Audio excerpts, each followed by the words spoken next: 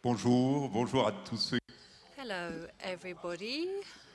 Those of you who have got up early to take part in these sessions.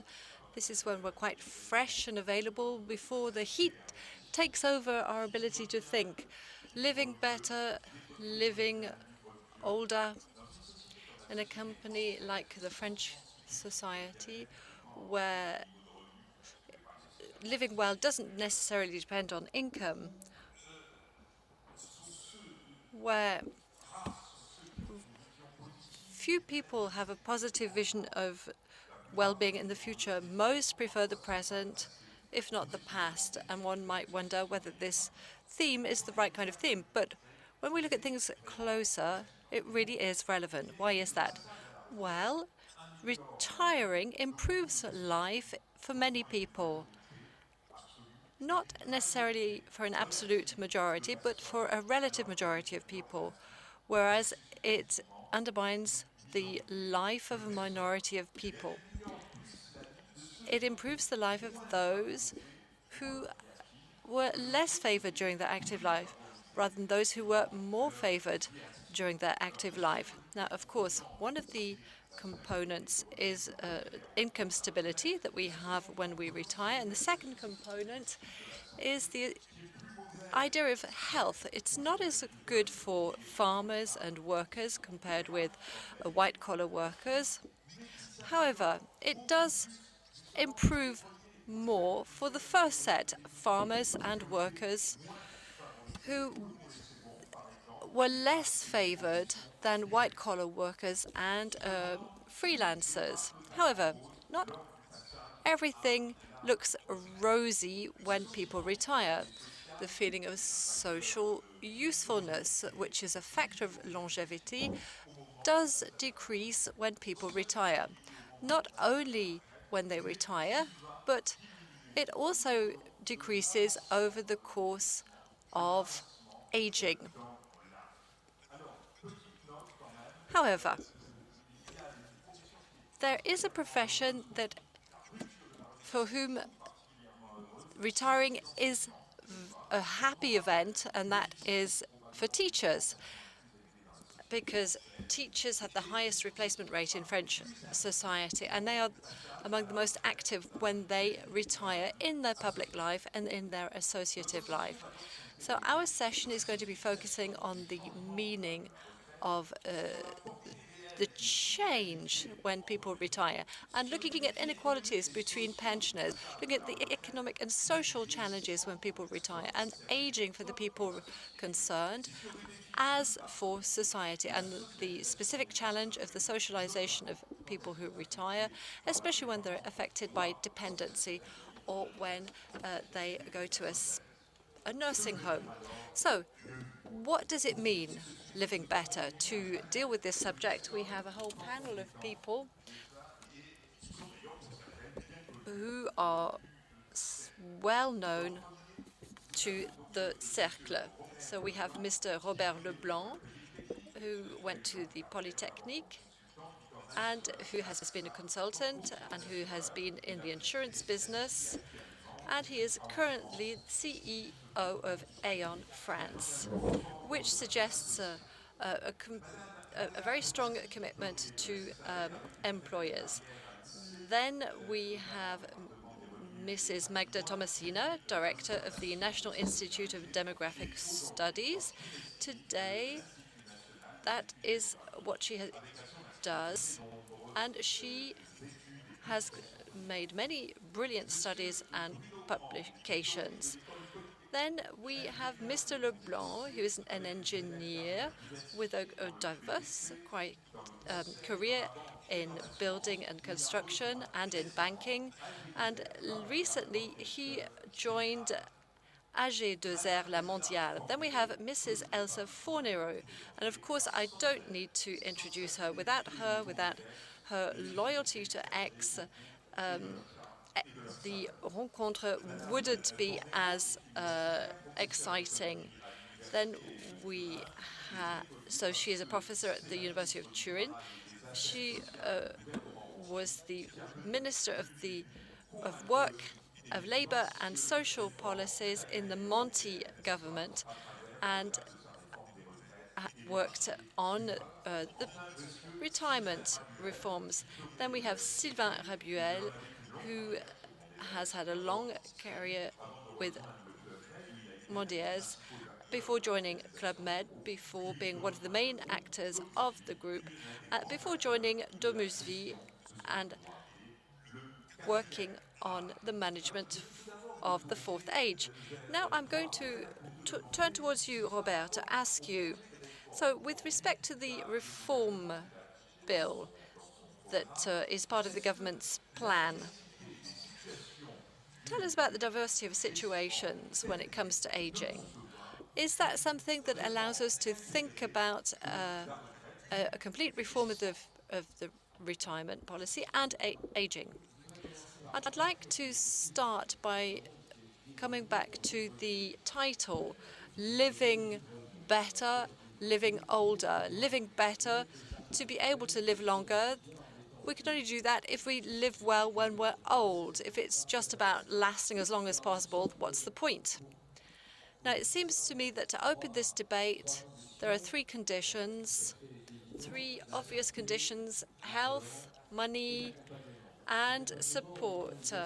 Support, of course, is linked to health. It could be a question of money, but it's the operational subject of providing support. We could talk about lots of things. You're asking me to talk about retirement, but I could also talk about the question of dependency, because for many, I was on the same stage with Philippe Trenel, and we were talking about retirement and dependency, and I was checking with him. Nothing has happened about dependency since last year. So nothing's happened over the course of the last year.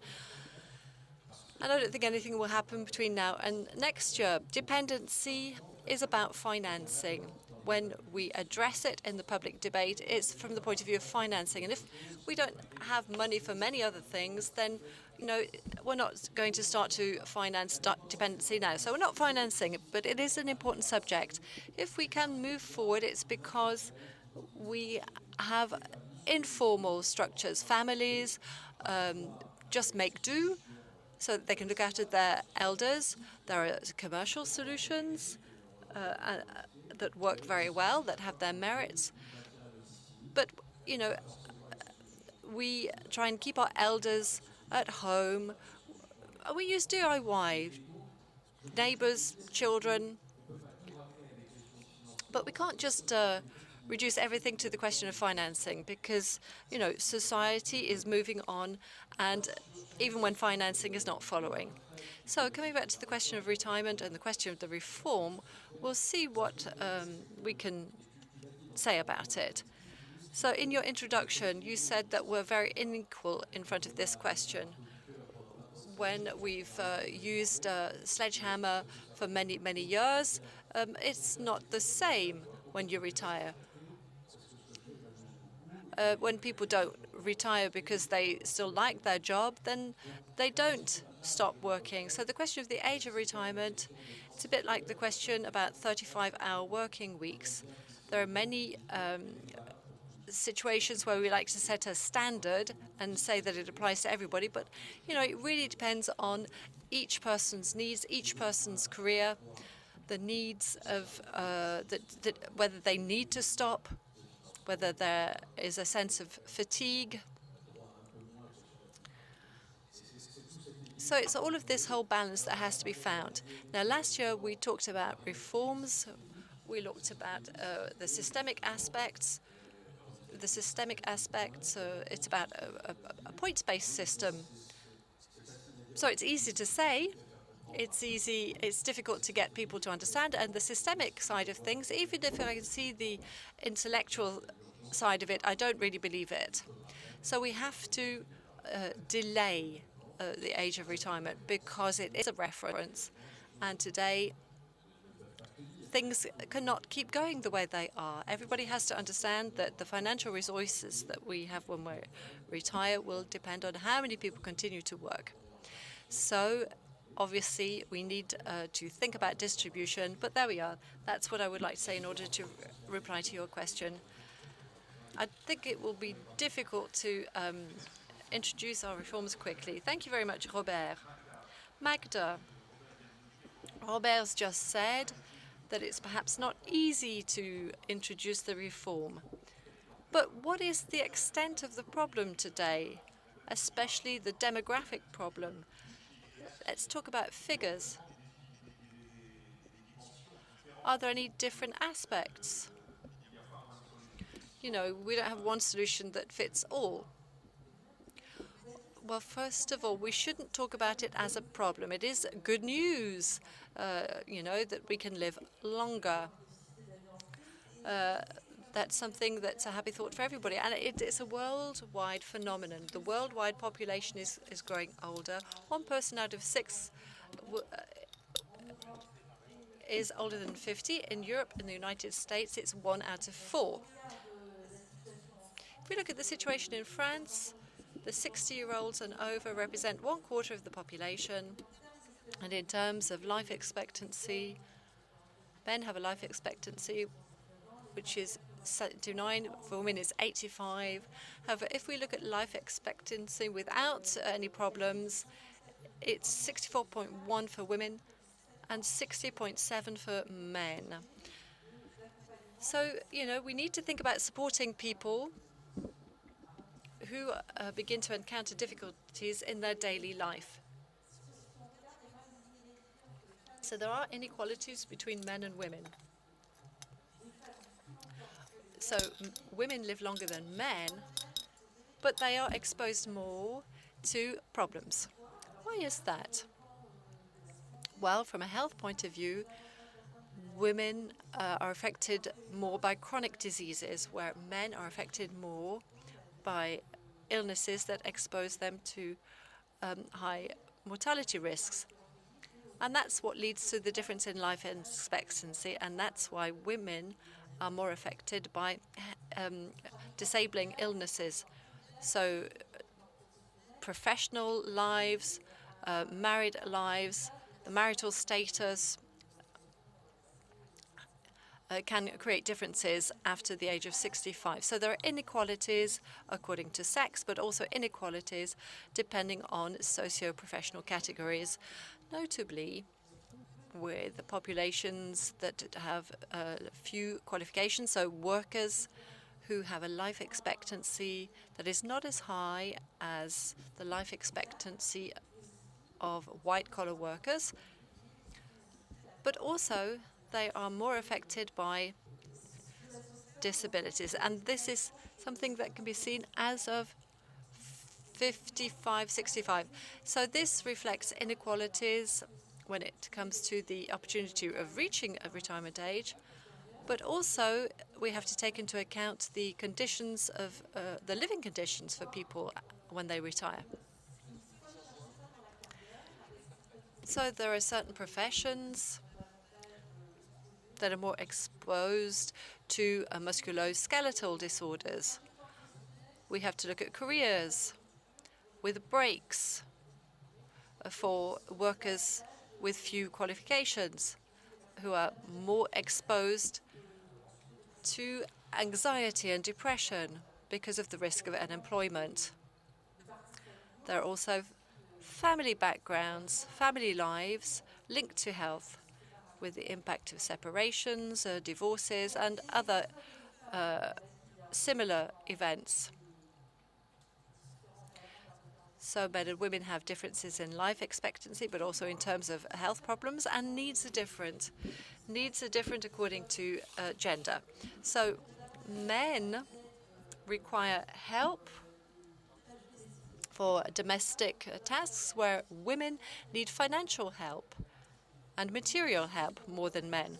So today, it's women who benefit more from home help because they live longer than men. But they're also the main providers of help in terms.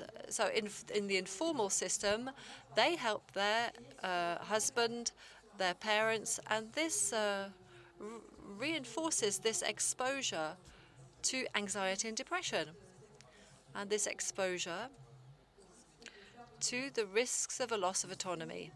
So to conclude, women become older, but less often they keep their spouse. For people who are 85 and older, 24% among these people spend their last few days in a nursing home against 13% for women. And after 95%, it's 45% of women and 28% for men. Thank you very much, Magda. That's very clear. And we can see that there's a very broad range of situations. Bruno, faced with these challenges, these demographic challenges, what are the responsibilities of each and every one of us? And to what extent are we facing a need for financial solutions or something broader, something more social and multidimensional? Thank you very much, Philippe.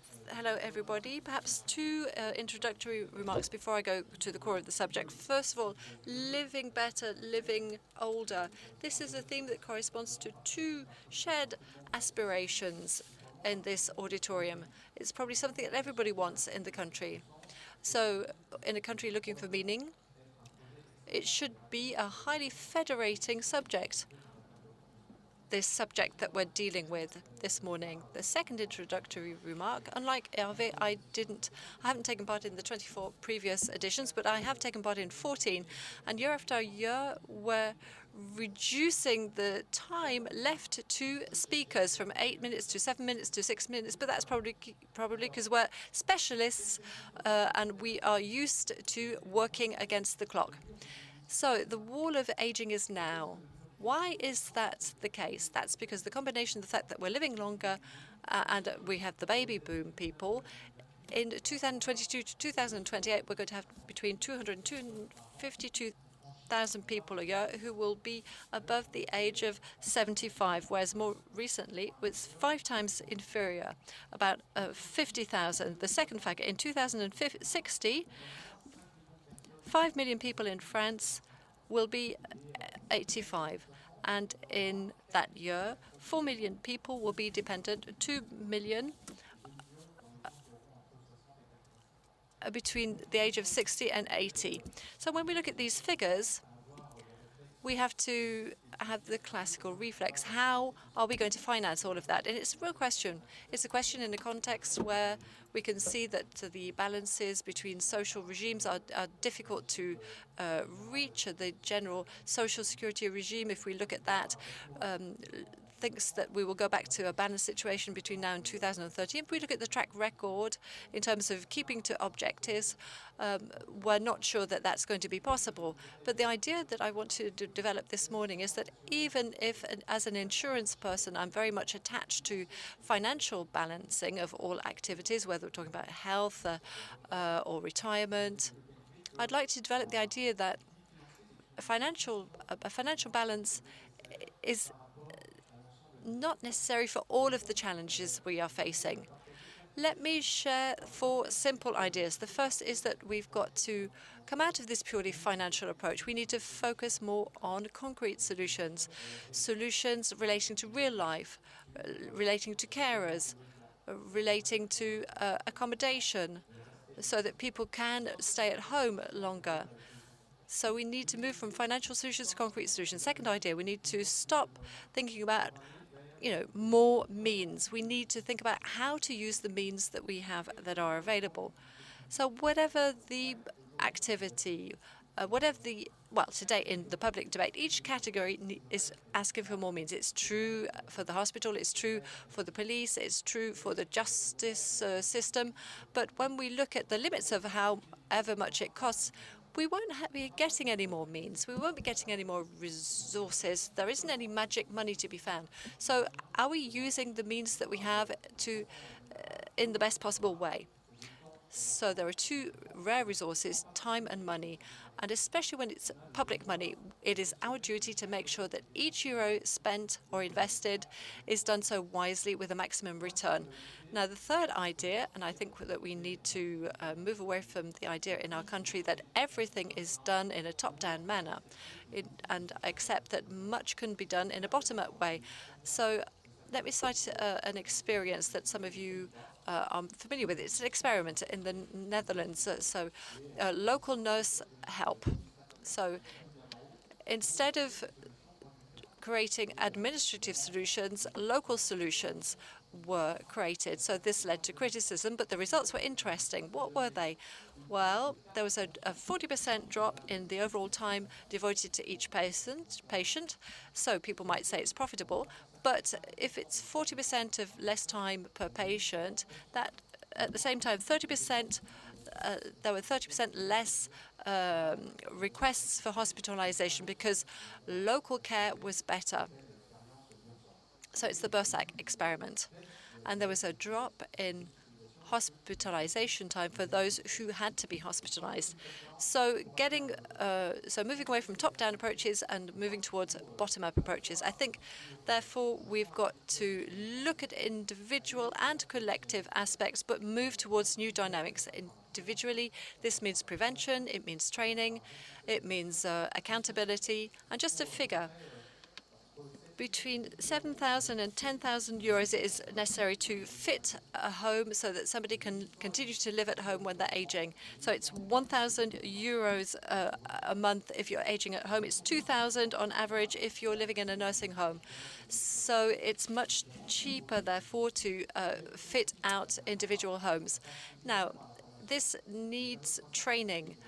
So Mrs. Bourguignon gave us the 350,000 and for actions, and have we set up all of the actions? I'm not sure. This means that we have to value professions. If we want to have 350,000 people, we've got to have them motivated to move towards these jobs, and it also means general mobilization. So I have an indicator, and that is the quantity of movements. So mass over speed. So we have to have the right speed and move from analysis to action plans and actions, and have the critical mass of public and private stakeholders who are mobilized. We can't just expect everything to come from the state. Thank you very much. Thank you very much, Bruno. Thank you for insisting on these 4 areas and for repositioning innovation at the heart of a subject where it's not really considered to be important. Elsa, in relation to all of your challenges and solutions, we have to realize that the situation of public finances is not great in Europe, with very high deficit rates and finances as well. Do we need to reduce what is being spent by the welfare state? We have to change. First of all, I'd like to thank you for inviting me, and bear with me, but my French is not really good, and I don't want to be the only one to speak English. So, to live better, to live older, and to live all together. We shouldn't forget about poor countries and people who are poor in the world. And there are 3 conditions that have to be met. And these are macroeconomic scenarios. Science first, growth, and the welfare state. I'm not going to talk about science, but we need to do some research. And we should get European facilities for science so that we can live better, live older. I'm not going to talk about growth, even though I'm an economist. So we know that growth should be sustainable, inclusive, and fairer. I'm talking about the welfare state. We are buffeted by a financial crisis in the welfare states. If you have a look at the events of the past 20 years, they've been a raft of shocks. financial crisis, the big recession, COVID, and now the war. And all these upheavals and events have demonstrated that without a welfare state, our free trade liberal society might be undermined. And the welfare state might crumble, so the welfare state should be rejected, should be revamped, but it has to be maintained. So how do we go about that? There are three indications, three potential solutions. Europe should endorse a bigger role, not only the indirect role whereby the treaty will tell you you've overshot the 3% target and you need to embark upon austerity programs with financial measures. But what is important is to pull risks, something that we've witnessed after COVID, because the welfare state managed to cement the social rights, the political rights, the human rights. So what is important is to pool risks, and risk pooling should be conducted at a European level. Second prerequisite for me, we need to think about welfare, but not only for old people. It's important to look into the life cycle. So this is a message that is being delivered by the Italian Nobel Peace Prize. So we need to focus on the whole life. And we know that in Europe there are lots of children who are poor. You have young households with young children who are poor. And I can tell you that the welfare state has a key role to play in terms of health, in terms of food, in terms of living conditions, and schools. We're talking about poor schooling in Europe, and this is a matter for the welfare state. So education today is one of the key catalysts for the increase in inequalities. Rich people will get the best schools for their children from the very first years of education to university. Social protection is key as well. Welfare is key in active life. Professions, jobs, careers have been altered. So the labor market is quite flexible, but this shouldn't impair retirement and pensions. But I think that we need to use taxes, and we need to make sure that there are some compensation payments for people who are unemployed. Third part,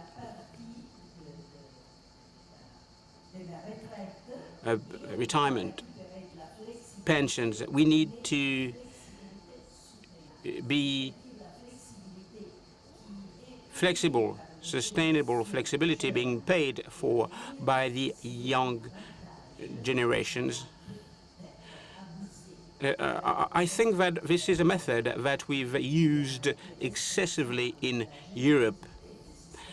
And that's why the European pension system was very generous, especially in Mediterranean countries.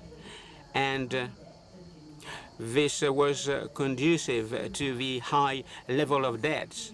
Of course, when you consider debts, I mean, you have public securities that could be sold on the financial markets. You have debts stemming from the political promises.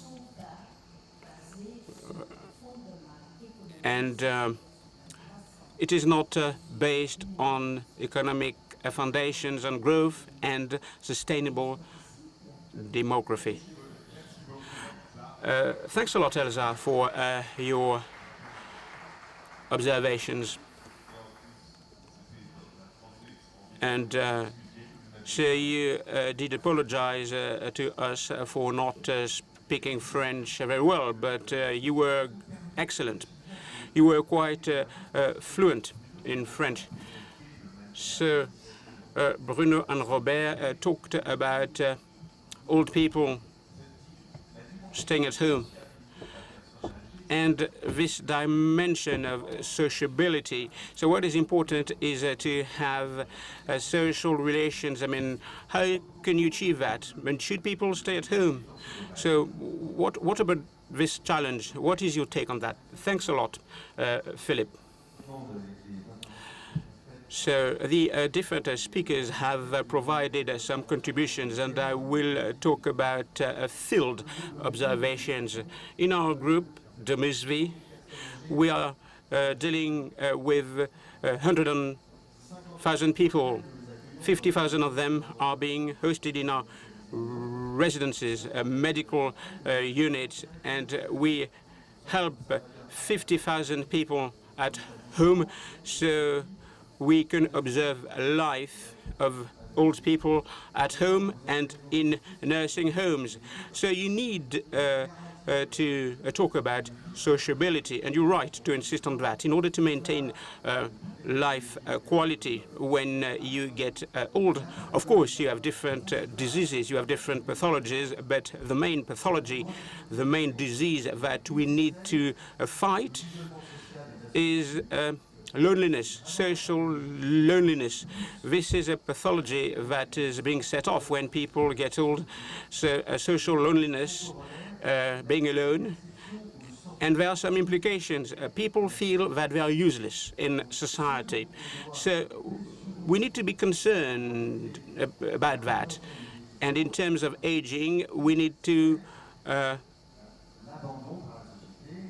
fight against social abandonment and social loneliness. How should old people live?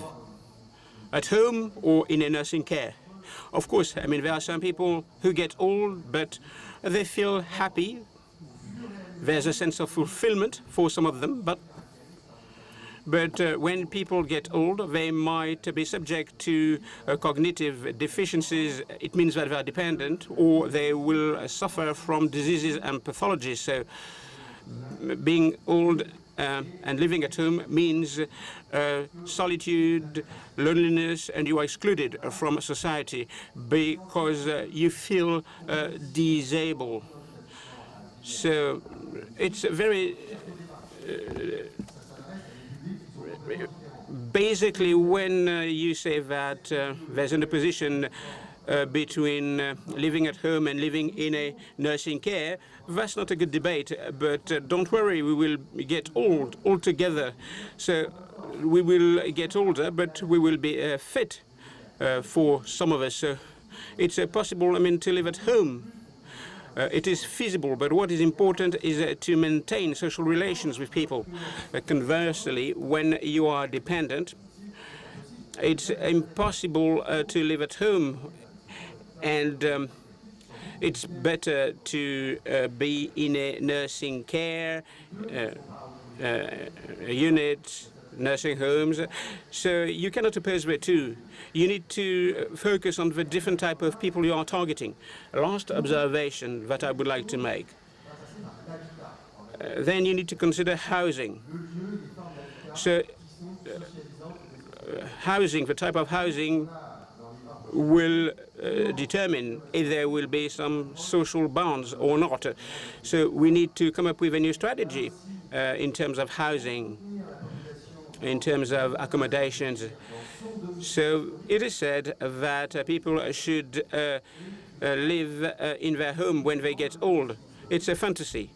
Your home won't be tailored to the impairment of old age, and it won't be possible to maintain an active old life. So in the next 20 years, I think that people will be able to live all together as they get old. It will be a new form of being at home, but being shared with different people. It will be a choice made by people, and this will beef up sociability. And it's a factor that prevents people from being dependent. So it's important to focus on sociability. It's important to maintain social bonds, for older people. Thanks a lot, Sylvain, for your insights. And we need to ponder over all these topics. So there are lots of avenues, there are lots of potential solutions. We will be able to revisit them, Magda. So the welfare state shock, it is connected to a piece of good news for us, but not a piece of good news for the welfare state, i.e. life expectancy is higher now. So is it going to continue or not? And there's a gender gap. Will it disappear? So, for example, the problem of dependence that you've mooted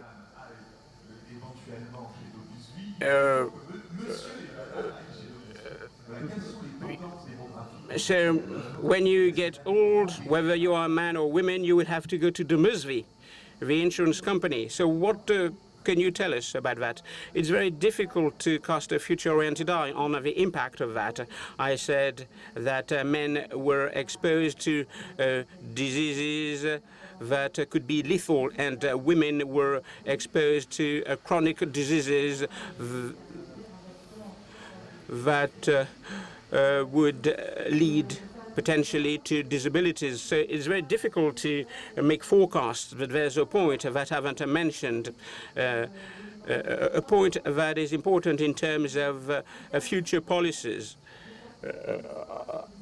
I think that we shouldn't bet too much on caregivers.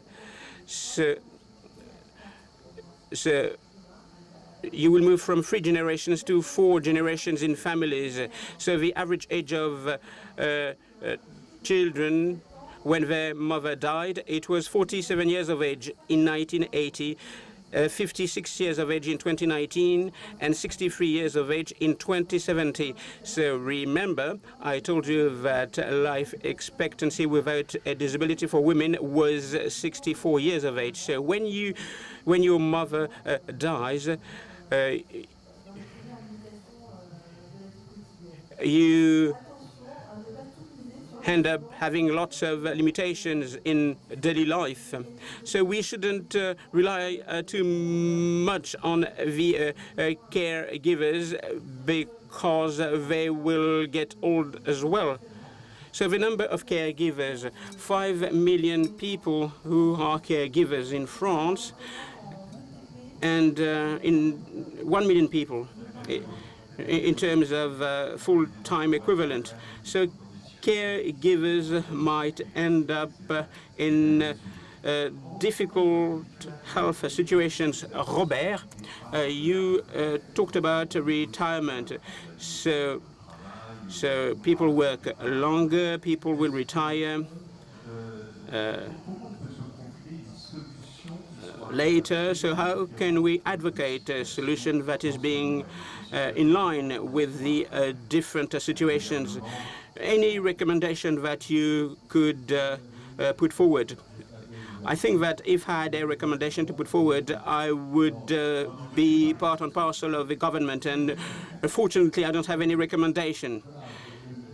no, don't reverse the burden of responsibilities. So the pension reform entails lots of parameters, financial, demographic parameters, and it's very easy to analyze those parameters. But and most of the time, people get emotional about that, especially politicians.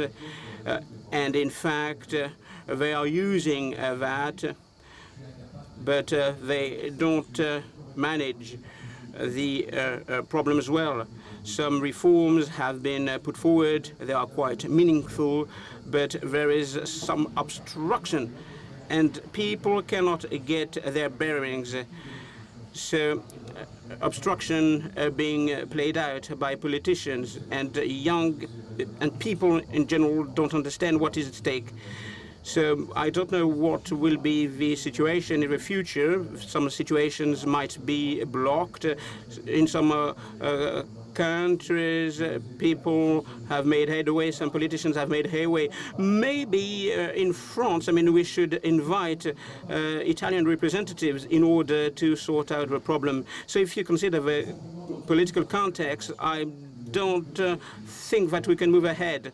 So you raise an issue, but the issue has to be settled because it will be an issue for the long haul. And I think that some pensions won't be paid because they won't be funded. So if you are short of money, people won't get a pension. So there will be lots of imbalances. And some of us won't get a proper pension. Bruno, what is your take on that? Can you make an additional comment? What about the role of insurance? What could be the role of insurance? Thanks a lot, Philippe. Allow me to counterbalance the pessimistic view of Robert, but I do share one of the comments that he made. In the years to come, in the light of the parliamentary elections, it will be very difficult to embark upon reforms, in-depth reforms. Why? Because there are very few topics that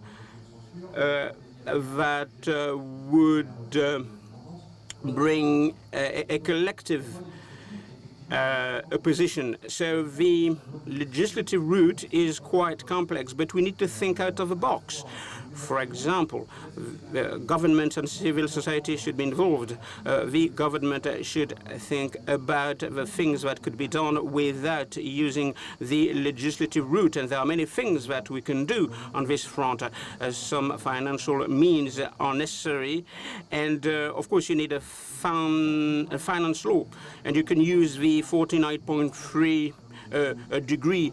So there are lots of things that could be done without using the law, and the people involved in civil society. Remember, I talked about the bottom-up approach, and civil society has a key role to play. And we can draw some inspiration from the social partners. They created the GRCO. So the ARCO, the pension system. So we know the AGR CARCO. These are pension funds and pension regimes that were created on the field, and they were pulled together. So with this bottom-up approach, the social partners decided to advocate some solutions that couldn't be implemented by the state, and we can work along the lines of the ARJACO. And I can tell you that my group has a contribution to lend on this front. Elsa, when you consider the state and the rejigging of the welfare state, it means that decisions and choices have to be made. So private insurance, capitalization, can't they play a role to a certain extent? It's a matter of pooling the risk of old age. So without resorting to the welfare state for specific solutions. So in the 1990s,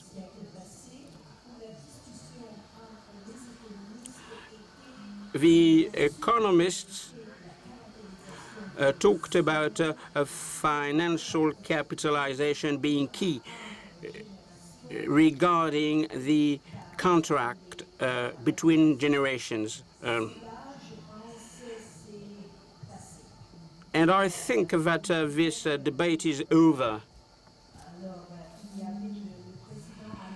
The American president, Mr. Bush, he wanted to privatize the American social security system.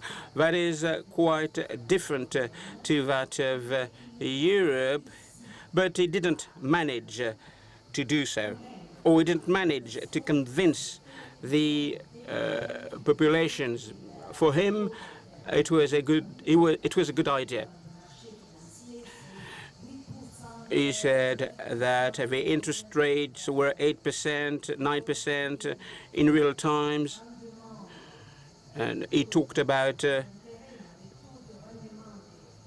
yield rate of contributions in the public sector is 1% or 2%. But I think that this debate is over. People are talking about diversification now.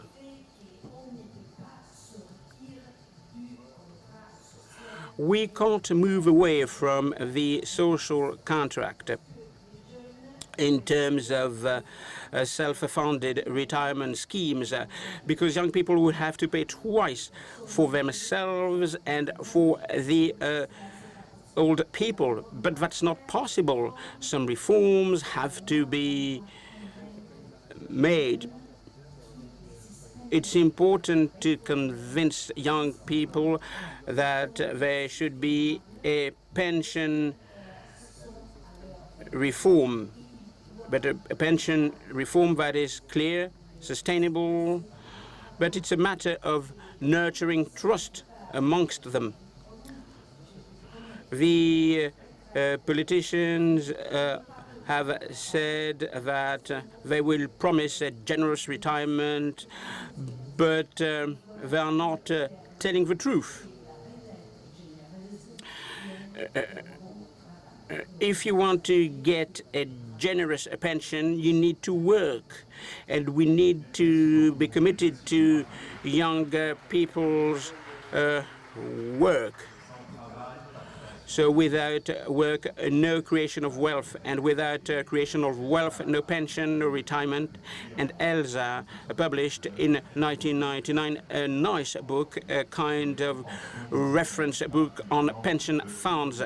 So Sylvain, there were many debates, discussions recently regarding old people's homes and nursing homes. So we need to care for old people,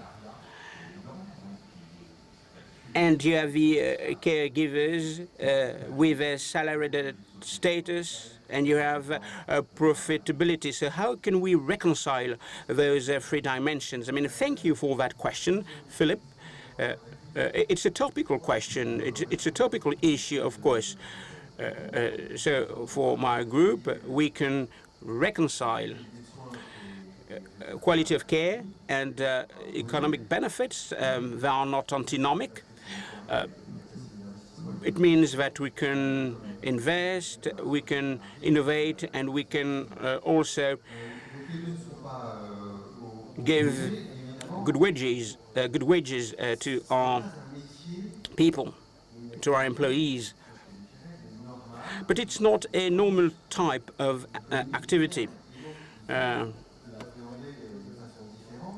We need to address that topic in a different way. We need to take on board the stakeholders in our company. We've made a decision. As of next year, families of our residents will have a say in the governance of a company. So in each unit, you have a council of social life, and this council will be given some funds, will have a budget to make some controls and checks, a quality certification. It's like a community of stakeholders, so we need to devise a strategy to reconcile our mission, public service mission that has been entrusted to us, with the imperatives of a private company. So it's important to innovate and to have an original governance model, but I think it's feasible. We can achieve that. So there is no antinomy between the two dimensions. So our speakers were quite concise, and they went straight to the point. No question has been put online, but there are some questions in the room. To my left, there's a lady at the back of the room. There's a roving mic.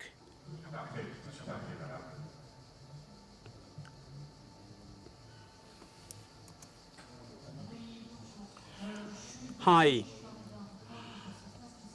So I arrived late, but maybe my question has already been addressed.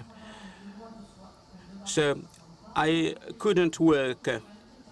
After 60 years of age, I worked in the social service, and you get a pension that is quite low, and I couldn't work full time. And you have the generation above, and you have some problems, Alzheimer, the partner being exhausted because his wife is suffering from Alzheimer, cancer. So life is not easy. So if you consider life expectancy, it is longer, but we have to care for the grandchildren and for the parents.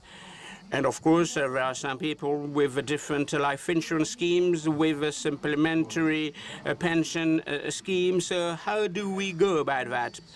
Who would like to answer? Who would like to answer amongst our panelists? Robert, go ahead. So if I've understood you well, you have resources and age, and both are a bit antinomic. So if you lengthen retirement age, you will have more resources, but you will have less time, to care for the grandchildren and parents. So it's a matter of decisions between time and money. I think that everybody should be in a position to make their own decisions. It shouldn't be imposed from above. Guylaine Lajoigny, I'm the vice chairwoman of a company dealing with longevity, life expectancy. We have to answer a question: how will I stay at home as long as possible in the best possible conditions? And at the end of the day, how will I get a guarantee? So the HQE, Health, Quality, Environment, and I was responsible for that program. And now we have, I'm in charge of now health, quality. We have the Sustainable Development Goals with 3 dimensions: economic, environment, and there's a dimension that we tend to forget, with the exception of our Italian guest, societal, social dimension. What do we have? Health, solidarity, security. So my question is simple. Why shouldn't we launch a big European project in order to avoid having medical deserts? So how can we handle that disquieting question? There are some concepts that we can use and tap. Thank you for this technical question. You are very knowledgeable about that. Bruno, you wanted to lend your contribution. No medical desert in Europe. Bruno, go ahead. So the comment that I want to make is that what Guylaine says, it illustrates what I was saying earlier on. These past commitments and future knowledge are right at the core of the model that says that not everything depends on the state, and there are a certain number of things that come from civil society and are based on a bottom-up rather than a top-down approach. So it precedes, telemedicine. So I think COVID helped with all remote medical operations. So it's really a great, concrete, real observation. No, it's not just all about theory. Thank you, Bruno. So you've summarized what I want to say. Elsa, I just have an observation, a general observation. Social security must build solidarity, but solidarity is not a privilege. There were many privileges in European retirement schemes, generally speaking. So one is to link retirement to the last salary. And normally, salaries go up over the course of age.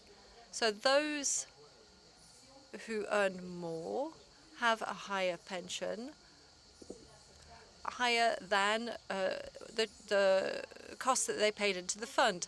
So that's not social justice. Social justice is considering people who have had a long, unhappy life of work. We need to use general taxation to compensate.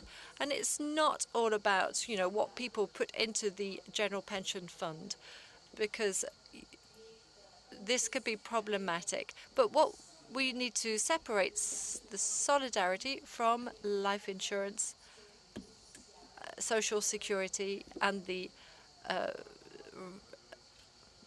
that's what the retirement system needs to take into account. Thank you very much for that point.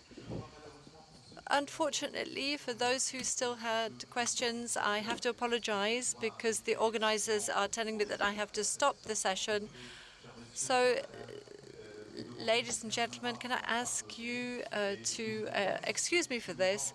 I'd like to thank all of the members of our panel for being so concise and clear and putting forward some original ideas. Thank you very much.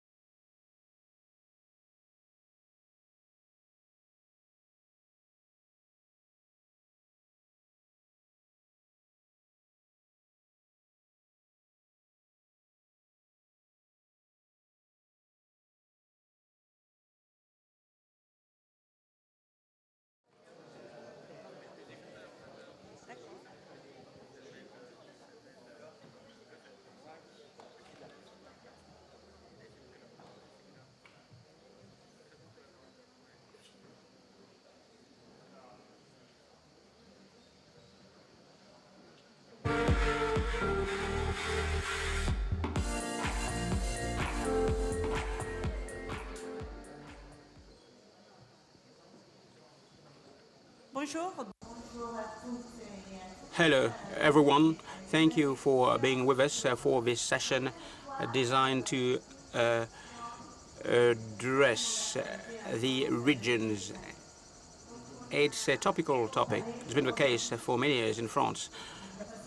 Great panelists.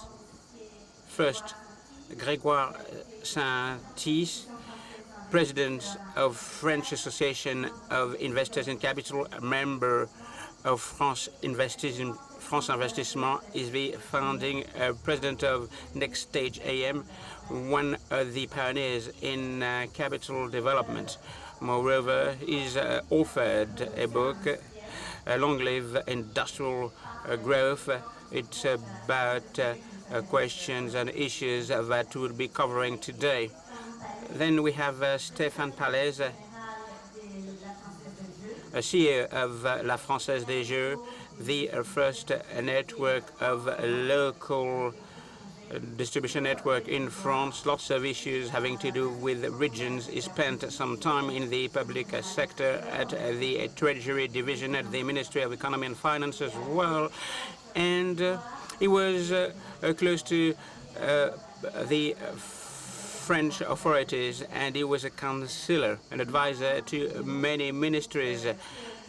Marie-Ange Debon from Kearlis, chair of a board with different positions, international companies, international companies. She is the vice president of International MEDEF and president of UTP, the French Transportation Union. A lot of experience in the structure of regions. Sophie Boisson, CEO of Corian,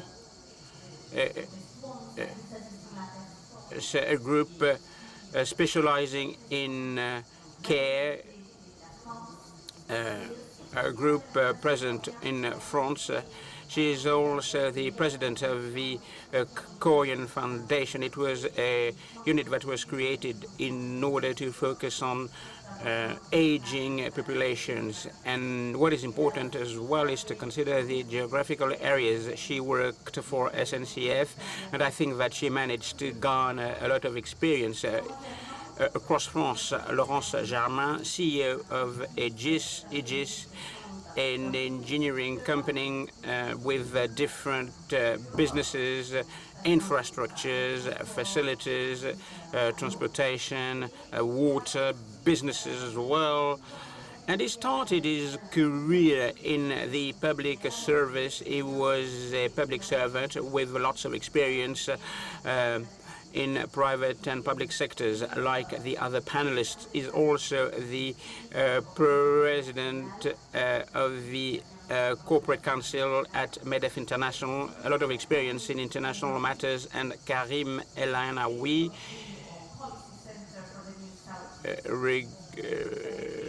Policy Center for the New South. You were an economist at the World Bank.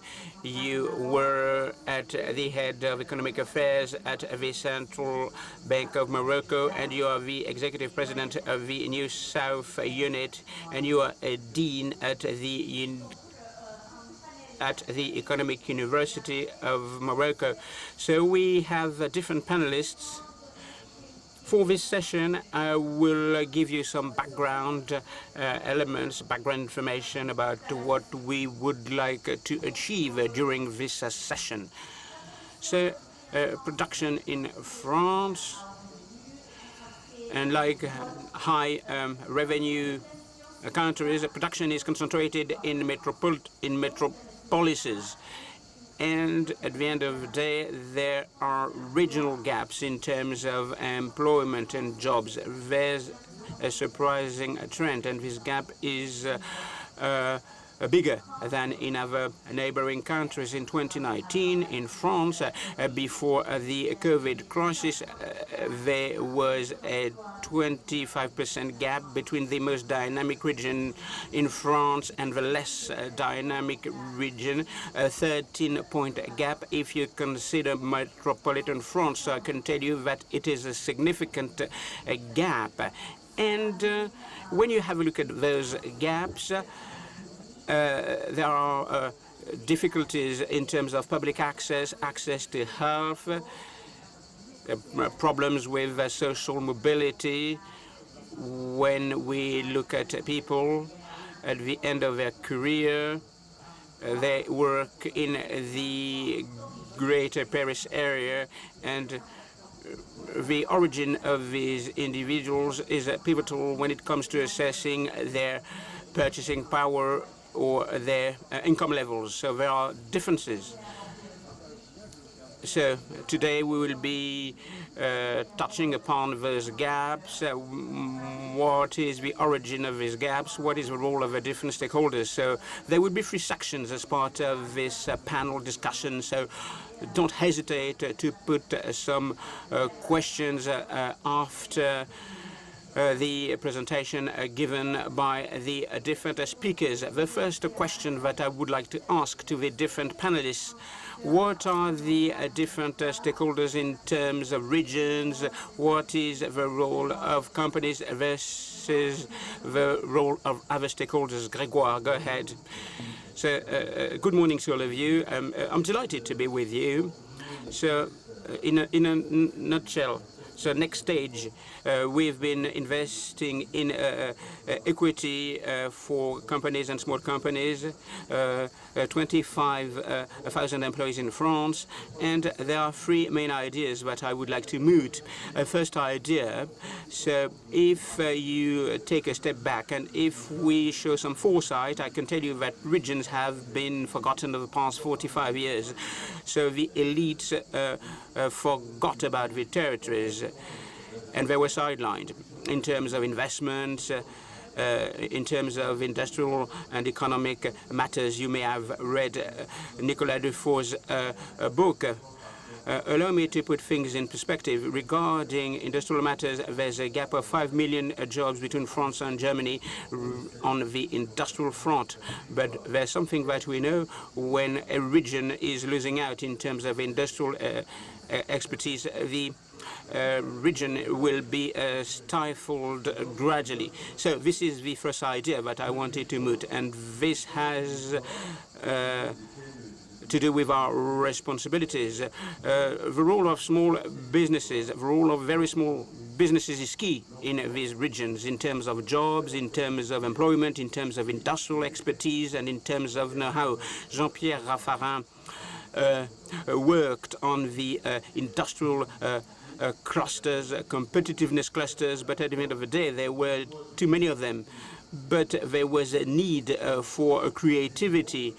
But at the time, we also noticed that we were in a tough situation. When you have a look at the map following the elections that took place, the parliamentary elections, so when you have an economic slump in a region, you can see that the extreme movements gain ground in the light of the situation in the regions and in the peripheral areas. In terms of competitiveness, so we should be back to full employment.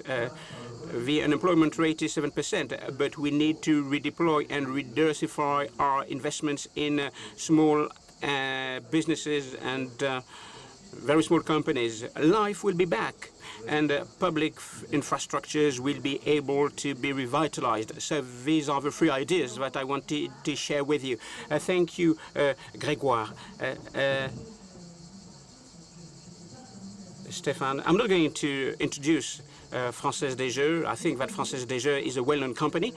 This is what I think, but I will be talking about our objectives, what we can do, what we should do. I'm not going to revisit the comments that have been made since the start of the session. We are all convinced that it is pivotal to take action in order to combat what is being called in these studies and surveys a kind of perception. So the social the social aspect and the regional aspect. It's like a double whammy. So there are some people who find it difficult, to move away from their regions, and this is compounded by the regions gaps.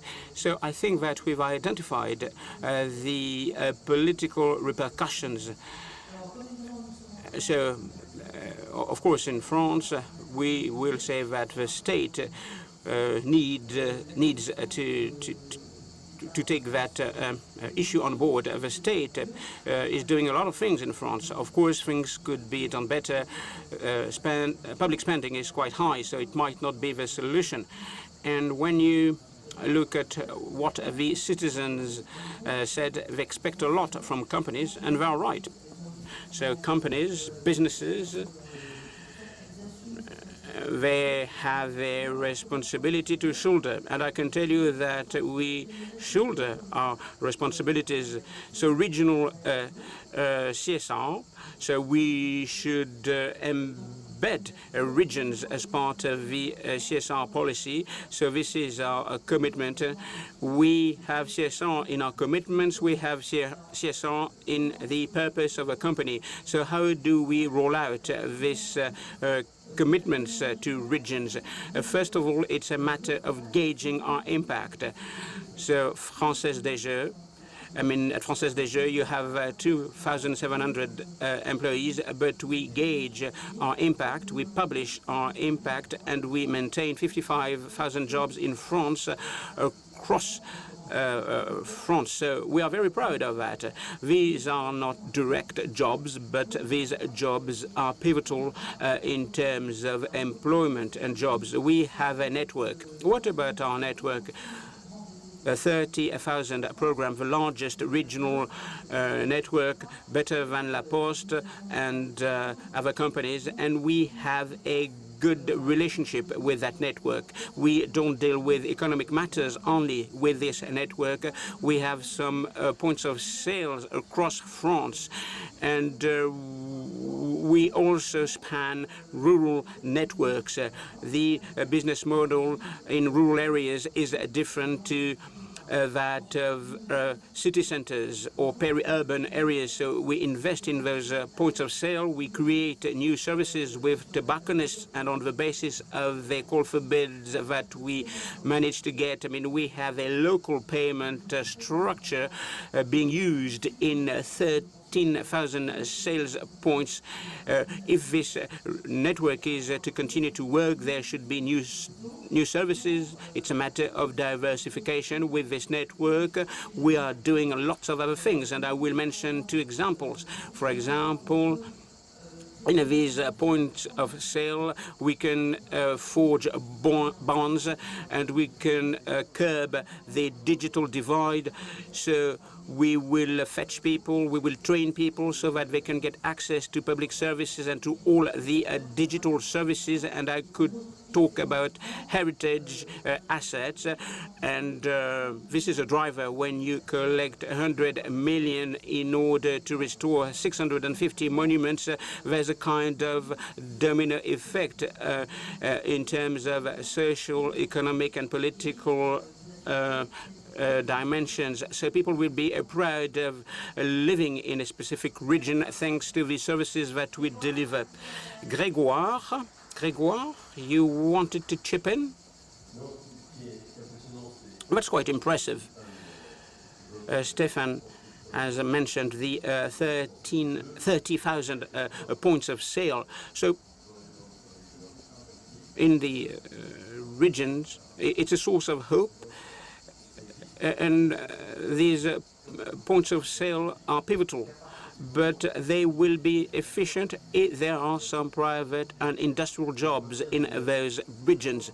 And that's quite striking when you go to Vendée, Département, when you go to other regions, when the industrial regions are buoyant, people feel proud. Otherwise, there's a sense of despair if you don't have all these jobs. Sophie, you seem to be worried. Do you want to chip in? Yeah, I do concur with what Grégoire has just said. So if you want to get some momentum in some regions, you need to get some labor pools, and the economic activities should enable people to live well in a dignified fashion. And then you will get an ecosystem of services that will follow suit. Back to the role of the state. Is the state the main stakeholder? Should the state follow in the footsteps of companies? So Grégoire, you are founding lots of companies. I will be a bit provocative. I would say that the state has done a good job in the regions, but the state is the last bulwark. Most of the time, those who haven't done their job were those who were in charge of managing the whole system. Banks are present in regions, but they don't finance quite a lot. I mean, they finance high street operations most of the time. So allow me to put things in perspective. Remember, a book was written 10 years ago, The Flight of the Creative Class. So at the end of the day, the elites committed themselves. Remember the Golden City comic strip? So they were involved in big conurbations. After COVID, regions have regained a role in economic terms. But what is important is to invest in regions. Laurent, do you want to chip in? Yes. There are 3 examples of public policies that have compounded the region's gaps. Competitiveness clusters. The objective was to beef up the economic potential of big metropolises, especially the 10 global metropolises. And lots of skilled people were attracted to these competitiveness clusters. But I can tell you that the gap between regions has increased. Then transportation networks, you have a star-shaped network, and in fact public money was not allotted in a balanced way. And then you have lots of administrative dimensions. You have lots of co-funding projects, and metropolises can fund these projects. Regions that have money can fund these projects. So the administrative structure in France will compound the gaps in regions. Second question that I would like to put to you: the companies, businesses have a fundamental role, but what kind of role they can have in the regions? Marie-Ange, go ahead.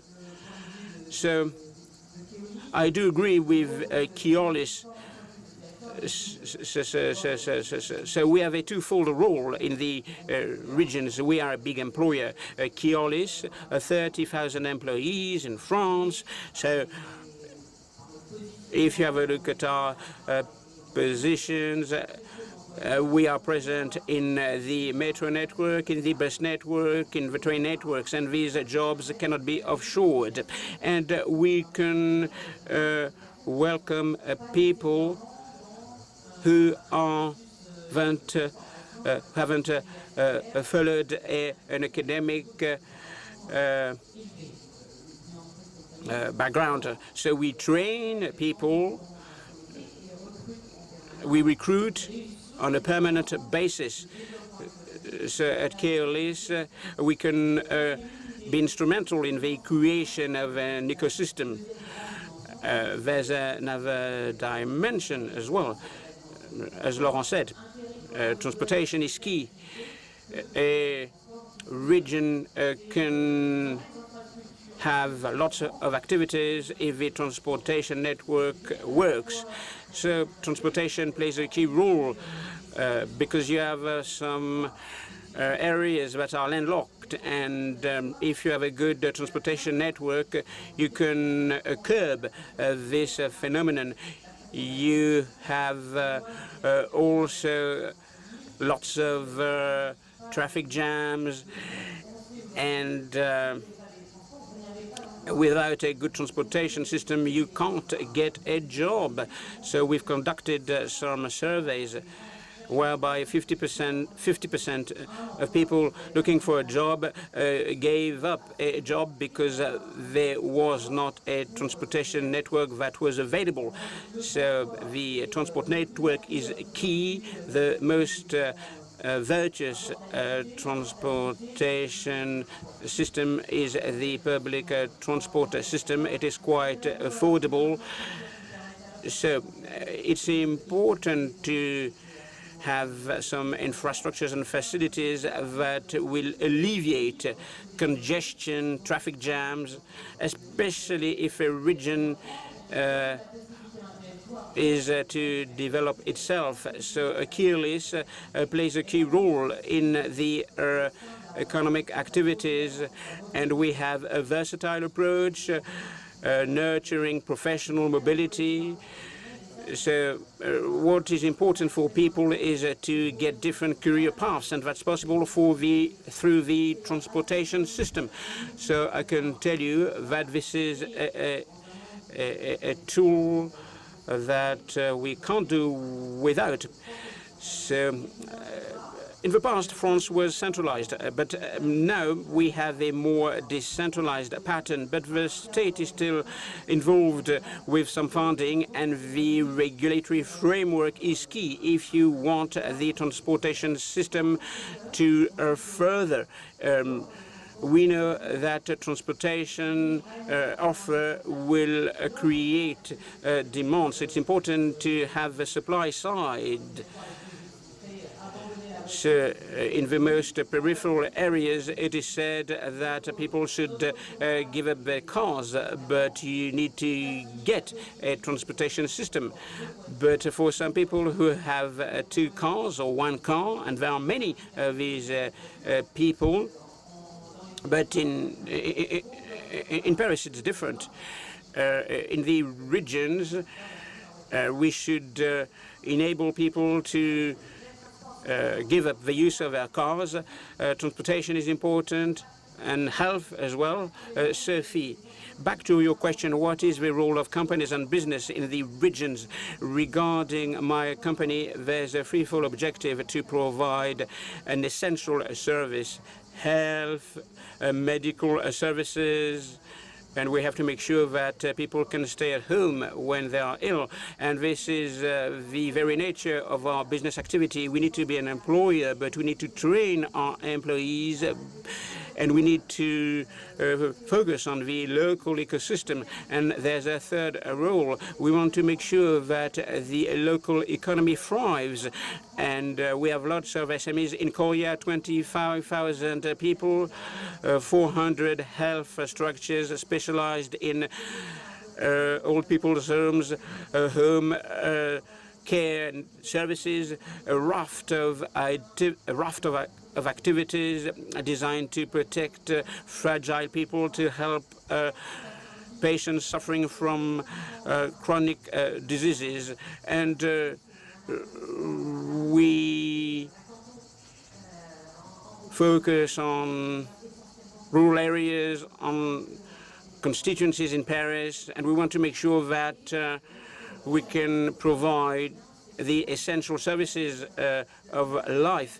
And we want to make sure that people stay at home when they are sick. So we have health professionals, nurses, doctors, physicians, who are present, and they support people when it comes to old age. 50% of doctors will stop working in the next decade. And it takes 10 years to train doctors. So in the next 10 years, we will be suffering from a shortage of doctors and physicians. So our organization should be very agile. So we have a key role to play in terms of health, in terms of transportations, in terms of food, and the companies and businesses have a role to play. So we need to employ and we need to train people. We made a commitment. We want to focus on work-study programs. We are targeting young people or seasoned employees who want to get a higher qualification level. But we also employ lots of health professionals on training schemes. So 50,000 young people will go on a training scheme in a social unit, in a medical unit. So we are an entry point, for the young people who live around, and that's a key, and it is in line with the CSR dimension. We have a responsibility. Basically, we deliver some services at a local basis. So we want to be in a position to buy 70%. So food, different equipment, construction, services. We want to buy them locally. And the figure today is 80%. And I can tell you that this is a meaningful approach because we are a driving force, and local economic driving force. And you have to consider the current international situation. So we are quite legitimate. Where do we buy? Where do we get our products? Who I will work with? A local baker or a remote producer? Who will work with me? The local plant. And the local plant will supply different products, hygiene products. So this is key. So I think that we need to think about the different sectors. We need to ponder over the local sectors. So CSR is a key. And this is a dimension that we need to embed in our policies, in the commitments that we made. And this is the trajectory that we've embarked upon. So thank you. A few reactions from our panelists. So Marie-Ange said that we need local transportation systems that are swift, efficient, efficacious. I will give you an example. Between Rennes and Saint-Malo, 70 kilometers. So it will take 50 minutes, 85 kilometers per hour. So speed is key, especially between your place of residence and the place of work. And it's a key decision when people want to move into a region, and this dimension should be taken into account. Marianne, so 20% of trips are between your home and the place of work. So you have differing needs in terms of trips. You have different reasons, social, leisure, education, dimensions. So transportation is key if you want to go from your home to the workplace and vice versa. But the ecosystem of a region will work with a good transportation system. Of course, there are some daily trips. For example, you came from Paris in order to take part in those sessions. So this is not included. This is not included. So 190,000 trips and professional trips account for 20%. Any reactions from the panelists?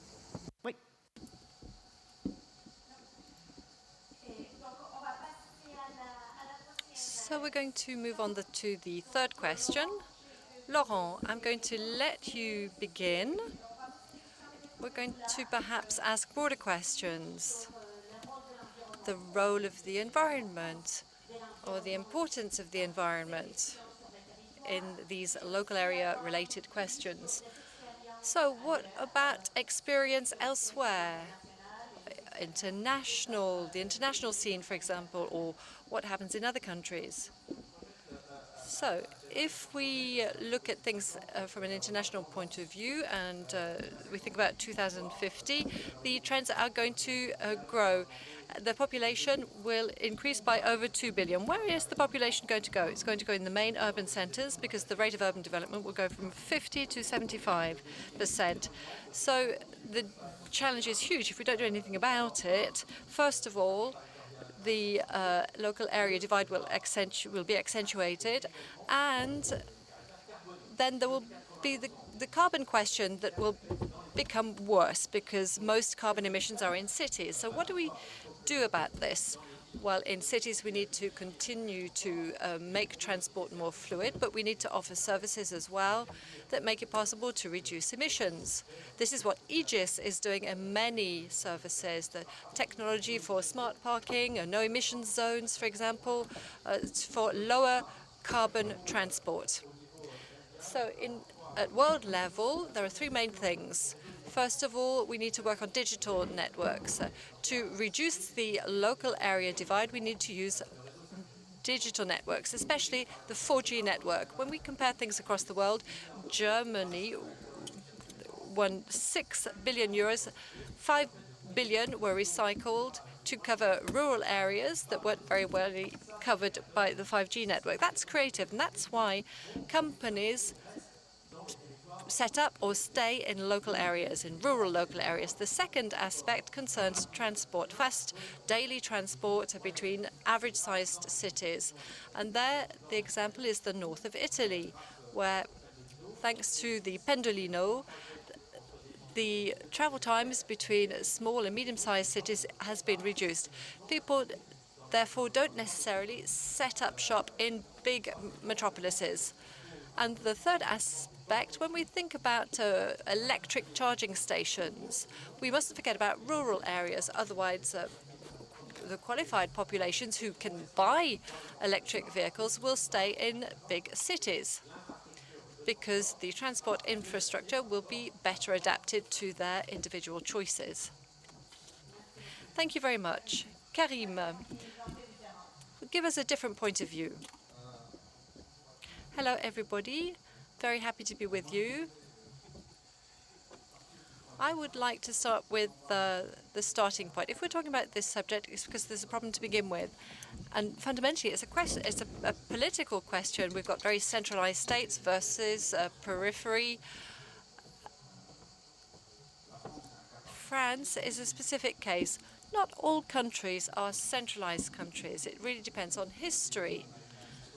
We have an interesting history in Morocco. We were extremely decentralized. We became decentralized during colonialization, with the state being built on a French model. So it's interesting to see that that's not the way things are in every country. And this relationship between the center and the peripheral area and the individual problems that this creates. You know, you're always less important if you're in the periphery rather than in the center. That is what the Gilets jaunes, the yellow vest movement, was all about. So I think right from the beginning we need to integrate this political dimension. It's not, you know, the RSE is not enough. Minimum incomes are not enough. So the second point is linked to the culture of change. The organizers of this event are inviting us to think about transformations. And I think there's a very deep-reaching transformation underway, notably among young people.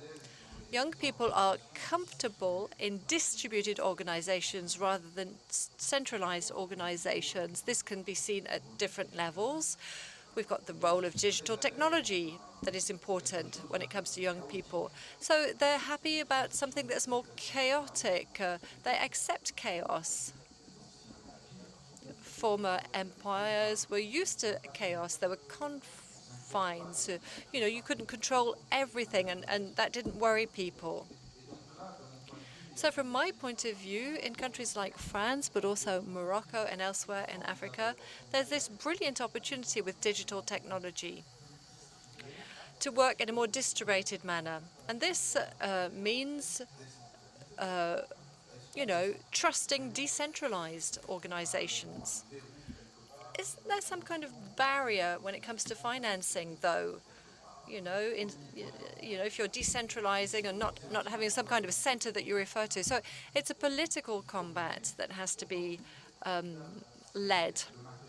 So there's the question of young people who are not necessarily used to a centralized system, who are very comfortable when it's decentralized. And there's an exceptional opportunity for European countries and for us in Africa, and that is, first of all, agriculture and food safety. And you don't have agriculture in big cities, do you? You have agriculture in an area. And then there's energy, solar energy, solar power that takes up a lot of space, or wind power.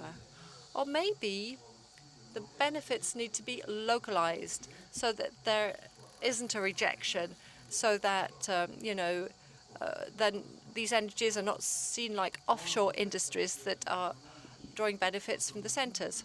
So then there's the question of autonomy. You need a strategic autonomy. This is what we're seeing with the recent geopolitical developments. That seems to be essential. And then a fundamental advantage of local areas. And the last point to conclude concerns the role of universities. There again, that ties in with what we're saying today. Universities are part of an innovation economy, a distributed economy.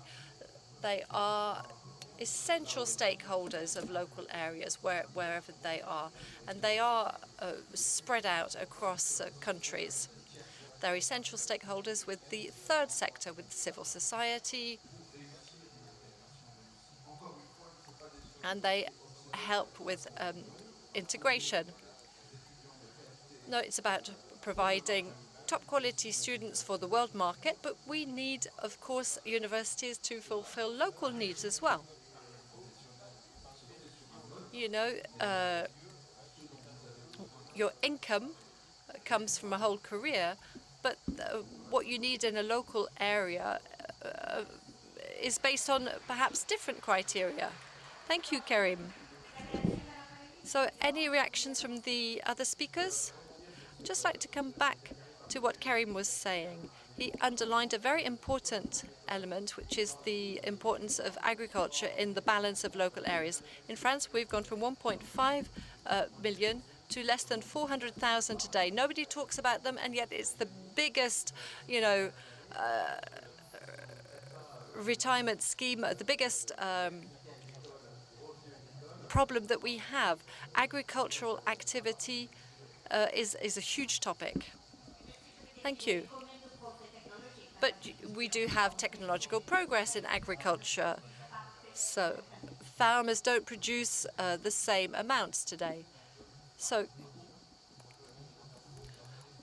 societies want organic agriculture. We have to keep that in mind.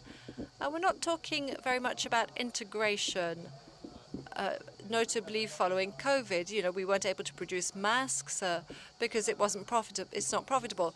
So we need to think about value streams, value chains in countries. Mrs. Lagarde was talking about friendshoring with the countries where there are friendships. But the global geopolitical context is a fantastic opportunity for local areas, to help with building greater strategic autonomy based on interdependence. And that interdependence needs to be thought about in the countries themselves. It's not just about thinking at European level or global level. Yes, Stefan, what about you? Yes, I would like to react because I think our ideas are similar. And I'm optimistic. I think that there's a huge opportunity today. Never local areas have been so attractive for, people who are working. They can work from home, they can work in the sunshine, here in Aix. There's a very positive view, perhaps rather much based on cliches of local areas, but it is an opportunity, especially when we're seeing massive investment in order to change fundamental aspects of our infrastructure. So I think it's a very positive opportunity. So what about the state in all of this? I think the state has things that it should be doing. It needs to deploy the right infrastructures, notably digital and transport infrastructure, so that there's the right foundation, so that people can then invest in these local areas. The state needs to work on the efficiency of its services, not necessarily to continue the way it is. We know that the public service, the digital public service, is not yet fully developed. We saw this in the health crisis. Fortunately, there was Dr. Lib for managing vaccination. So perhaps it's not all up to the state, but perhaps it can organize better public services, local services. And I think that when we talk about decentralization, there's a lot of ambiguity here because, we've got a big problem. There are lots of different layers, lots of regulations. So it's perhaps decentralized, but it's also simplified. It's about simplifying local area governance. And I think there's a lot to be gained from that. So 3 quick words, because then I want to open up the discussion to the floor. Yes, very quickly, just to echo what Stéphane and Karim have said. Yes, local areas have never been so attractive. So people are looking for meaning. They were looking for meaning after COVID. And as Karim says, we're looking at distributed architectures that mean that we can work very efficiently. There are people leaving, and yet leaving cities, for example, but to illustrate what Stéphane was saying. So we've got all of these administrative levels.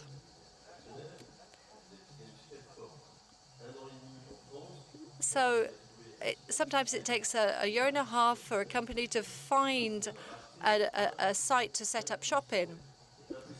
It's impossible to find industrial sites sometimes. And this was the case of one company, and that's reality. And it's a reflection of all of the different administrative levels and the blockage points. Sophie, yes, I wanted to come back to the theme of governance and the idea of relocation in local areas. And another very concrete example, today we've set up an investment fund with the Banque des Territoires and the Crédit Agricole to build in local areas, to build people for isolated older people who can come back into the center of the borough, for example, and share a caregiver and home help and live together. So it's very simple, the idea. We have an enormous number of requests, municipalities who are saying, this is what we need, and we're happy to be able to invest in our village.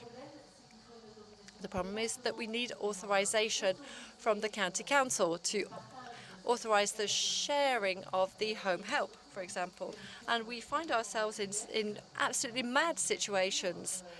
The municipalities want this to happen, but the county is saying, no, that's not exactly the way it has to be. So things last, so they go on forever and ever, and the investments are blocked in the meantime. So it would be good to go to the end of things. We need to give our local areas, and of course it depends on their activities, but it's all very local. They need to have a real ability to control and coordinate. This is what we see in big cities, and that's what makes the difference in big cities. Laurent? So just to follow on from what she said, Stéphane, one of the key success factors is reindustrialization. We need to succeed with reindustrializing France. In 2021, there were 45 reshoring operations for French companies, and this is something that was tending to disappear. So there is food for thought here, and public policies need to follow this. Okay, I would now like to open up the debate to the room. So there's a question from the gentleman here in blue. Please use a roving microphone.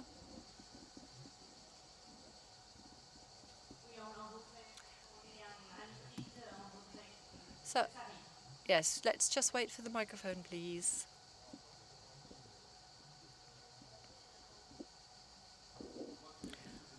I just want to give you the point of view of an elected official. I've never heard you say elected official, but we're here to give you the view of local areas.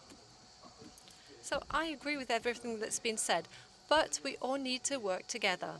And the new aspect is that we're beginning a sobriety period. And I haven't heard you talk about sobriety. We talked about financing to begin with, and sobriety is going to help us to face up to our financial problems. We can no longer just keep building and building. We need to respect environmental requirements, but we need to focus on sobriety. It's essential, especially when it comes to agriculture, and it goes hand in hand with changes to behavior. Very clearly, the reasoning is based on pooling. We can see this with the Française des Jeux, where local services are being pooled because the post office can't do everything, and post offices are being closed. Today, people's expectations are based on multiple uses. So in terms of habitat as well, in terms of mobility, in all fields, we need cars, but also we need electric bicycles, we need trams, we need interoperability. And the third aspect relates to the right scale. It's not the metropolitan scale, it's not the rural scale. It depends on the local area. And we all need to work together. We're all working in our silos. We need to change our methods. We need to be agile. Yes, there are different administrative levels, but we've got to trust each other. We've got to say to ourselves, okay, let's bring everybody together along with the local elected officials, because we're voted in. That's what local democracy is about. But at a given point in time, everybody needs to be a winner from this strategy. We need to imagine together and serve all of the interests out there. COVID has made us go very quickly, and we can no longer wait for things to change. So agility is not the word that comes to mind when I think of my country that has adopted me, so France. Marie-Ange, would you like to say something? So I've been thinking about elected officials over the course of the debate. So 3 points here I'd like to share. And I'm talking as an operator, a user, a citizen. Administrative volatility in France adds to all of these different levels that we've been talking about. So changes to skills, changes to scopes of responsibility for conurbations. How you share things out is a source of complexity for citizens, but also for those in charge, because the objective is always to do better, to find local areas, to make sure that what we do administratively is consistent in relation to a local area. We've got to look at changes, sizes of regions, the weakening of local councils, local areas. So that's the first point. The second point that I'd like to bring up is also important.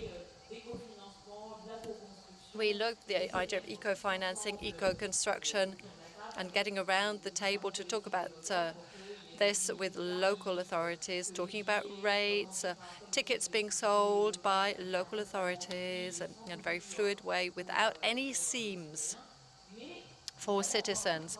But we still have our work cut out ahead of us. We need to get local authorities to converge around this. So elected officials are key players. But we're doing things slowly in our democracy. Digital technology is helping us a lot. It's speeding things up. I'm going to hand over to my colleagues in just a moment. Seven would like to say something. But all of the advantages that we've seen, there have been opportunities thanks to COVID, which is rather paradoxical. It's speeded up a certain number of trends.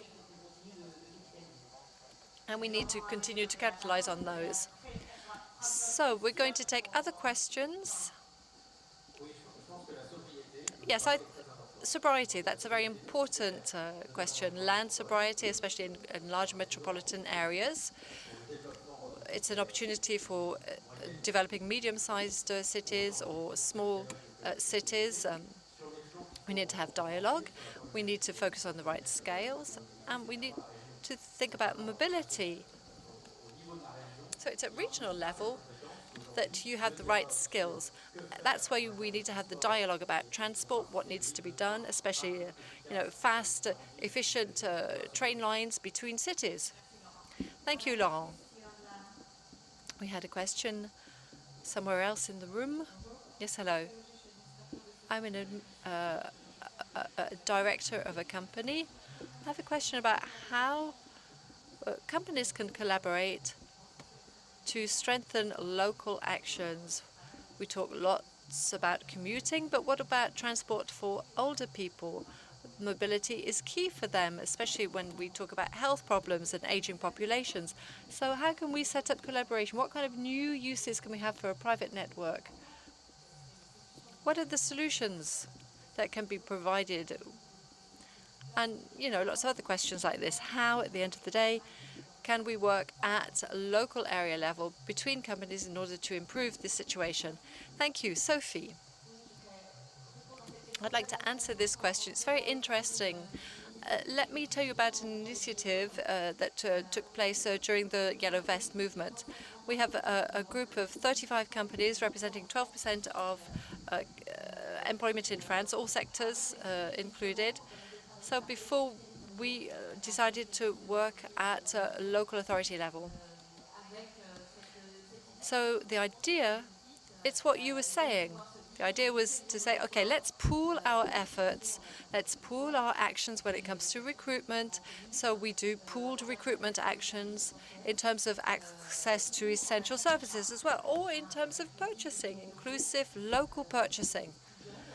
So it's quite young, this group, this collective. It was launched in 2018, but we gave ourselves a first objective in terms of promoting apprenticeships, providing access to banking services, and access to digital services or food-related services. I believe in these corporate dynamics. And sorry, we didn't talk about elected officials when we talked about governance. Obviously, it all depends on elected officials. They provide us with a personal dynamic. And it's only a democratic elected official who has the right legitimacy to do this. Thank you, Stefan. I'm going to quickly answer the two previous speakers. So with respect to elected officials, yes, of course. Moreover, we work a lot with elected officials at the Française des Jeux, where sometimes the last local company in a local area, we work with tobacco shops and shops selling the papers. So it's critical for local areas to be able to do this. And the second example that relates to local officials and the way we cooperate, how lots of people cooperate together, lots of local officials and companies and the foundation work together. So the projects come from the local area. They come from associations often who have created for saving, so associations that have been created for saving monuments, for example. Then they work with local officials. And my co-financier is the region, is the council, the local county council. So these are projects where we learn to work together. So we start from the local area and we work efficiently together. It's much easier to restore monuments this way than the way we went about things in the past. So coming back to your question, collaboration between companies, we already do this to a certain extent. We do this through our network. It's a kind of a local area platform linked to an infrastructure which is based on powerful technology that can process lots of different transactions and provide lots of different services. So, it's about pooling. The post office is not with us, but, where, maybe we could do more. So there are payment services which are going to be opened up. so that we can offer payment services for paying bills, so paying big transport bills, or, I don't know, digital energy checks maybe. So that's what we're focusing on, using these platforms as part of intercompany cooperation. It works very well. Grégoire, you have 30 seconds. Yes, just to answer the gentleman who talked about cooperation with elected officials. Obviously, that is essential. But, you know, we've worked for 5 years with local authorities. There have been 3 changes of mayor, 3 changes of prefect, and for an entrepreneur, it's very difficult to manage that kind of thing because now, with respect to the challenge of cooperation, in France, we have tended to think that things come from the top. What I can share with you is that every time we're in an area where there's a high density, there is an ecosystem of interactions that is built up between different stakeholders. And the more there are industrial companies in a local area, the better it works. It's very efficient, and it creates a virtuous circle. I think that one of the challenges, therefore, is to create this virtual circle, starting with the bottom. Thank you. Now, we really must stop there. Thank you to all of the speakers, and thank you to the audience.